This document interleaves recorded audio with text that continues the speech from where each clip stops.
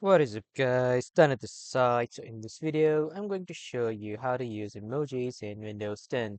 So first you need to head over to your desktop and then you need to press the Windows and the dot key to open the emojis panel pop-up.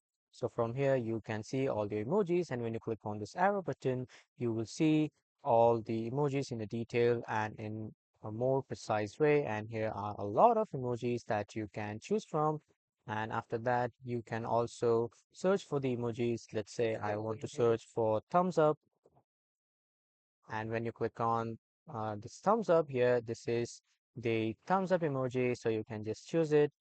And let's say you want to add it in a notepad, so search for notepad and open the notepad application. And after opening the notepad application, again open this emojis panel.